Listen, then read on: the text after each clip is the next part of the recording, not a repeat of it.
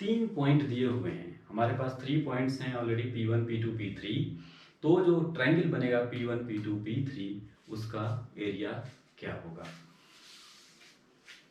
तो हम लोग सबसे पहला काम करने वाले हैं कि मान लो ये है हमारा ट्रायंगल, ये है हमारा P1, ये है हमारा P2, ये है P3। तो इनसे मिलने वाले इधर इन तीनों को अगर हम लोग ज्वाइन करेंगे तो जो ट्रायंगल बनेगा उसकी एरिया हमको फाइंड करनी है। अगेन हम लोग सेम कोऑर्डिनेट एक्सिस इसका पहले तो लेते हैं। तो हम लोग इस स्ट्रक्चर में अगर आप देखिए तो इसमें P2 M parallel to P1 T है, ठीक है। P1 T parallel to P3 N है, P2 M is parallel to P3 N है। ये सारे पैरेलल हैं। तो क्या होगा फिर होगा ये कि P2 M T P1 ये एक ट्रेपेजियम, ये एक ट्रेपेजियम है। और ट्रेपेजियम का जो एरिया होता है वो हम लोगों को पता है कि 1/2 जो पैरेलल लाइंस हैं उनके बीच की लेंथ, यानी कि अगर मैं बात करूं P2 MT P1 की तो इसका एरिया क्या हो जाएगा MT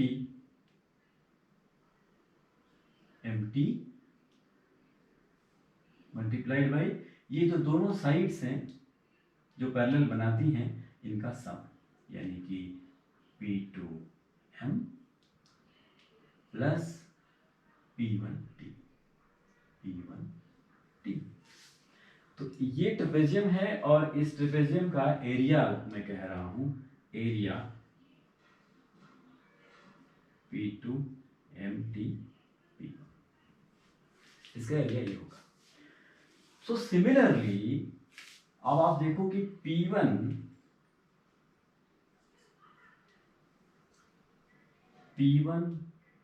T N P3 ये भी एक ट्रेपेजियम है। तो इसका क्या हो जाएगा area, half NT P1T plus P3N। Similarly ये जो इसके नीचे देखो P2M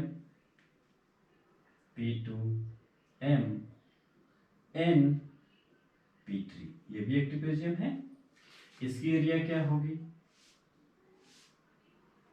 MN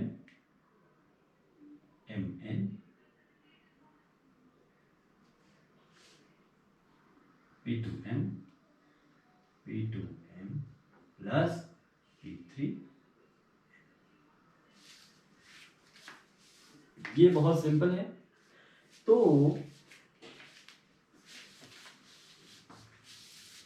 area of triangle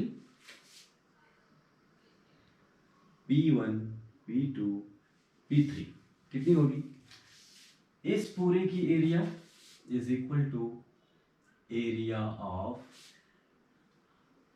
P2 MT P1 plus इस पूरे की एरिया प्लस इस पूरे की area of P1 T N P3। तो ये पूरा हमने कवर कर लिया, ये और ये।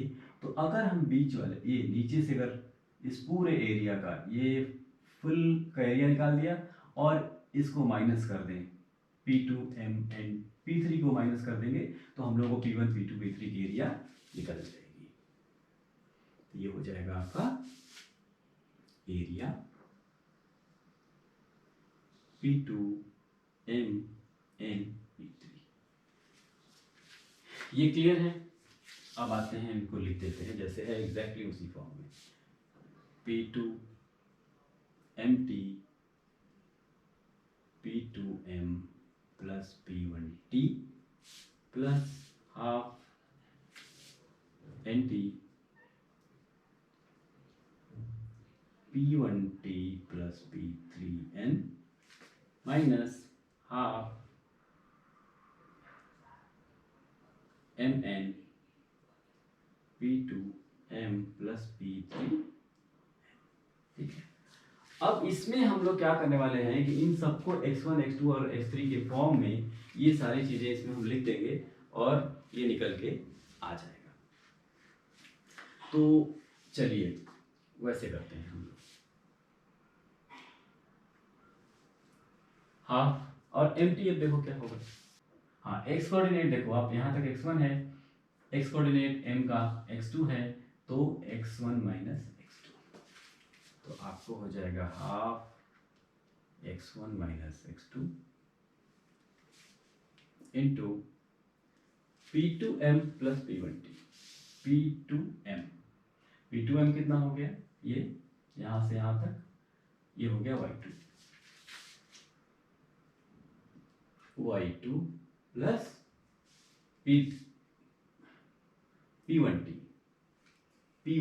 P1t कितना हो गया, y1 प्लस हाफ NT, ठीक है, हाफ NT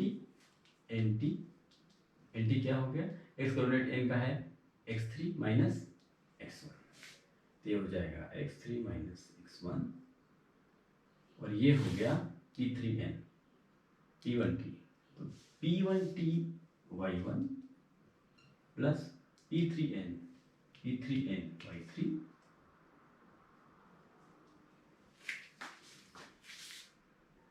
ठीक है, माइनस हाफ mn क्या है भाई, y3 माइनस mn क्या है, x3 माइनस x2, सो x3 माइनस x2, P2m हो गया आपका y2 प्लस P3n y3, ये हमारा कुल निकल के आया एरिया। अब इसको थोड़ा हम लोग इस तरीके से बनाएंगे कि ये याद करने लायक हो, फिलहाल अभी ये याद करने लायक नहीं है, तो चलिए इसको थोड़ा सा सॉल्व करते हैं। इसको हम लोग सॉल्व करते हैं, तो एम क्या हमारा बनाते हैं। पहली बात तो ये है कि हाफ तो बहुत बाहर हो ही गया क्योंकि हाफ सब में है, ठीक है, x1 minus x2 y1 plus y2 plus x3 minus x1 y3 plus y1 और माइनस x3 माइनस x2, तो y3 प्लस y2। अगर इसको थोड़ा सा अरेंज और करेंगे ना अगर हम लोग, तो अब ये देखो x1 x2 x2 x3 x3 x1, अगर हम साइक्लिक फॉर्म में अगर इसको थोड़ा लिखते हैं तो ये हो जाएगा आपका x1 minus x2 y1 plus y2 plus x3 minus x1 y3 plus y1, और इसको उलट देते हैं तो ये बन जाएगा x2 minus x3 y2 plus y3। तो ये भी एक याद रखने लायक हो गया।